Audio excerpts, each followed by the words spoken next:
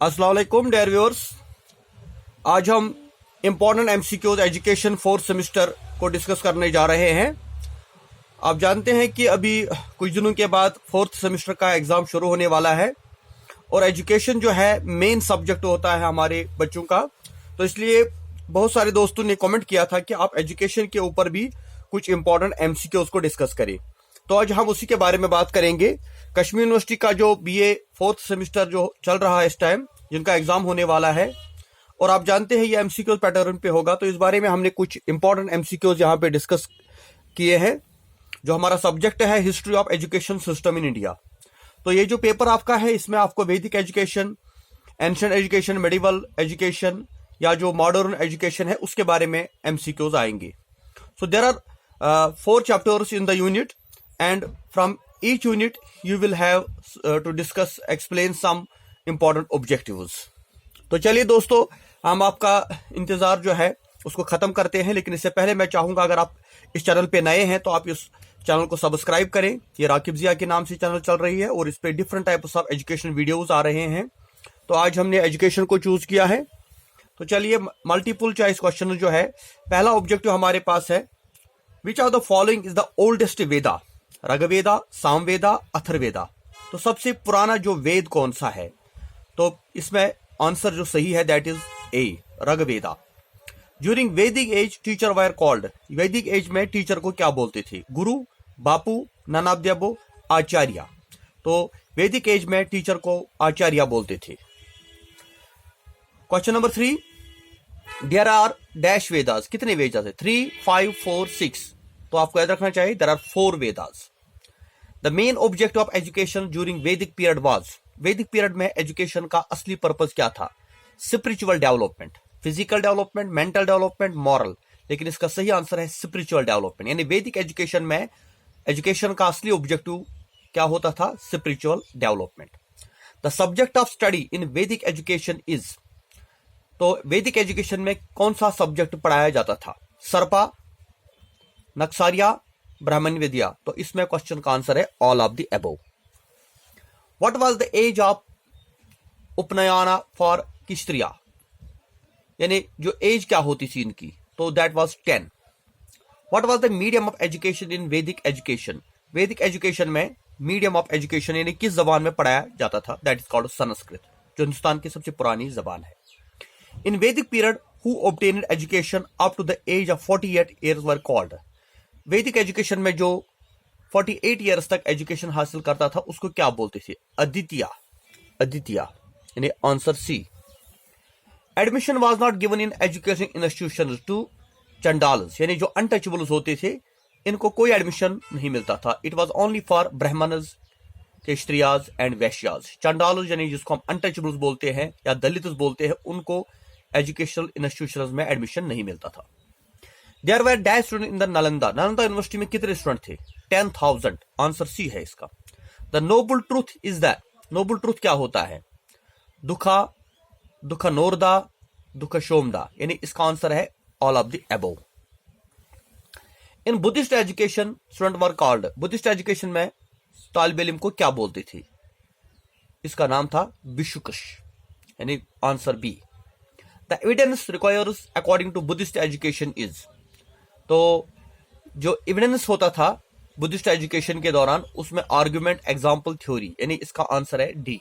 The main emphasis was given in medieval education to. Medieval education में किन चीजों के ऊपर ज्यादा फोकस होता था? Vocational education and technical. यानी both A and B. C answer है इसका।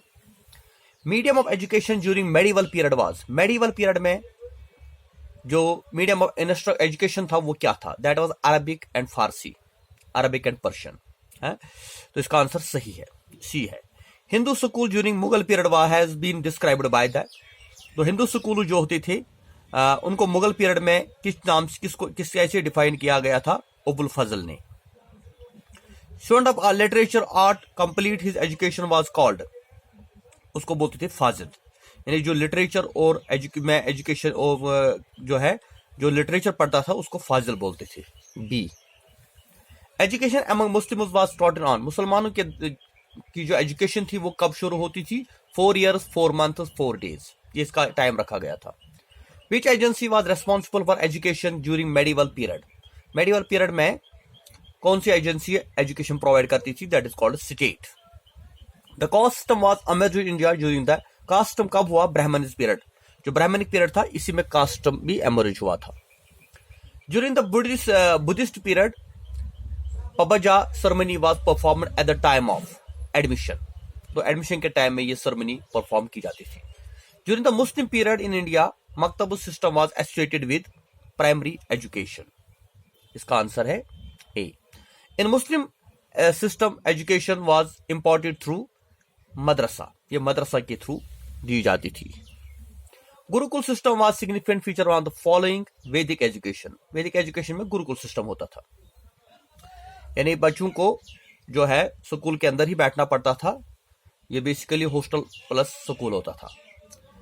Monasteries were the main education centres इन. ये बुद्धिस्ट सिस्टम में था monasteries education system. Muslim education India प्लेडेड for. Muslim education जो थी उसमें क्या बोला गया था? अरबिक एंड पर्शियन के ऊपर, यानी बी एंड सी. इसका आंसर है D part. Education is that whose productive salvation has been in the aim of education. ये किस एजुकेशन का एम था? ऋग्वेदा, उपनिषद एंड वेदांता, तीनों का ये एम था कि एजुकेशन जो है ये असली मकसद है कुर्बानी का. Discipline was the characteristic feature of gurukul system. Schools in Muslim period were known as madrasas. स्कूलों को मदरसास बोलते थे. The main disadvantage of Macaulay's minutes were. जो मैकेलुइज मिनेटस आए थे उनके उसका डिसएडवांटेज क्या था? No mass education, setback to oriental learning, crossing pathshala and madrasa system, closing all of the. इसका बी आंसर है, क्योंकि जो अंग्रेजों के दौर में यहाँ पे शुरू हुआ था उसमें कोई मास एजुकेशन नहीं होती थी, और जो ओरिएंटल लर्निंग थी, पुराने जमाने के जो कल्चर थे, लैंग्वेज, उनको छोड़ दिया गया, और जो पाठशाला और मदरसा सिस्टम था वो भी बंद कर दिया गया. तो ये इसका डिमेरिट था. मैकेलुइज नेम वाज, उसका नाम क्या था? थॉमस हैडी. इसका सी आंसर है बेसिकली थॉमस बेबिंगटन. तो थॉमस बेबिंगटन मैकेलुइज का पुराना नाम था. Whose statement is this? A single shard of a good European library was worth than the whole native literature of India and Arabia. ये किसने कहा था? तो इसका आंसर है सी.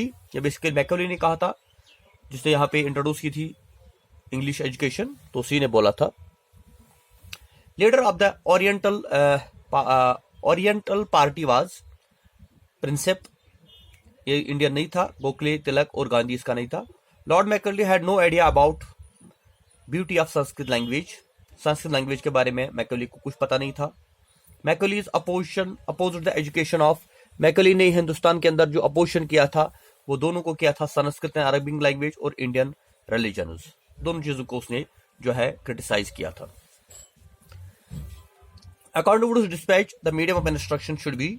इसने क्या कहा था कि मीडियम ऑफ इंस्ट्रक्शन क्या होना चाहिए? That was English. नेचुरली अंग्रेजों ने यहाँ पे इंग्लिश को as a medium of instruction introduce किया था. Wood dispatch contains. इसका जो प्रपोजल आया था उसमें कितनी चीजें थी? 100 पैराग्राफ्स थे उसमें. भी इसका आंसर सही है. Would dispatches recommended. उसने क्या रिकमेंड किया था? Religious education, more education and Indians schools, all of them. उसने तीनों चीजें रिकमेंड की थी. Wood dispatch had revived the teaching of Sanskrit and Arabic. तो इसने अरबिक और संस्कृत को फिर से इंट्रोड्यूस किया था. Great admiral of Wood dispatch was Lord Dalhousie. For how many days Simla conference was accorded. कितने दिनों तक चली थी ये? 15 days. Lord Curzon recommendations were. उसे क्या रिकमेंडेशन दी थी? Women education, vocational education, mass education. ये लॉर्ड कर्जन का रिकमेंडेशन था, यानी B part. Lord Curzon recommendation were given for. उसने primary education, quality of education और इंडियन लैंग्वेज, यानी तीनों के बारे में बोला था. Curzon policy emphasis on. Curzon की जो पॉलिसी है वो किसके ऊपर फोकस करती है? Mass education, quality of education, Indian languages. तो 45 यहाँ पे ऑब्जेक्टिव है. Secret Shimla conference was held in. ये कॉन्फ्रेंस कब हेल्ड हुई थी? 1901 में, यानी B part. Indian education commission 1882 is called. Indian education commission जो 1882 में बना था, इसका दूसरा नाम क्या है? Hunter commission. तो हंटर कमीशन और इंडियन एजुकेशन कमीशन 182 एक ही होता है. Indian schools were organised by the. ये किसने ऑर्गेनाइज किया था? हंटर कमीशन ने ही कहा था कि ये इंडियन स्कूल होने चाहिए इंडिया में. Which commission suggest to form executive council for the external administration of university. ये सॉडलर कमीशन था. Doctor M B Sadler was the vice chancellor of Leeds university, ये लीड्स यूनिवर्सिटी का vice chancellor था, ये भी याद रखना चाहिए। तो ऑब्जेक्टिव नंबर 50 है on the base of recommendation of shoulder commission of government of India adopted policy resolution in 1920। तो 1920 में सॉल्डर कमीशन की रिकमेंडेशन के बाद गवर्नमेंट ऑफ इंडिया ने जो है रेजोल्यूशन यहां पे पास किया था। 51 ऑब्जेक्टिव है NPE national policy of education document consists of 12 parts, इसमें 12 पार्ट्स थे। POA is divided into 22 parts, जो उसके बाद दूसरी पॉलिसी आई थी उसमें 22 पार्ट्स थे। Chairman of basic education commission was, तो बेसिक एजुकेशन कमीशन का चेयरमैन कौन था? जाकिर हुसैन। जाकिर हुसैन बेसिक एजुकेशन का चेयरमैन था, याद रखना चाहिए। Wardha scheme was emphasized by activity centred curriculum, इसमें एक्टिविटी सेंटर्ड करिकुलम के फोकस था। Wardha conference was held in, Wardha conference कब हुई थी? अक्टूबर 22, 1937 में। तो डियर फ्रेंड्स, आज हमने 55 ऑब्जेक्टिव्स इसके डिस्कस किए। इसके बाद इसका नेक्स्ट लेक्चर भी आने वाला है जिसमें और इंटरेस्टिंग एमसीक्यूज के बारे में बात करेंगे। आपको एक ऐसा लगा ये लेक्चर, इसके बारे में आपके ओपिनियन क्या है अपनी कमेंट बॉक्स में दीजिए, और जहां पे आपको कंफ्यूजन होगा तो वो भी आप लिख दे, हम उसको क्लियर कर देंगे।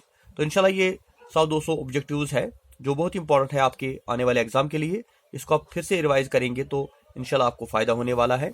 तो मैं चाहता हूं कि आप इस चैनल पे बने रहें, इसको शेयर करें और जितने भी आपके दोस्त हैं उनके साथ ये इसको बात को डिस्कस करें कि यहाँ पे आपको political science, education, history, sociology, जितने भी आपके सब्जेक्ट्स हैं उनके बारे में आपको इंपॉर्टेंट गाइडलाइंस मिलेंगी। तो dear friends, with this thank you very much. खुदा हाफिज।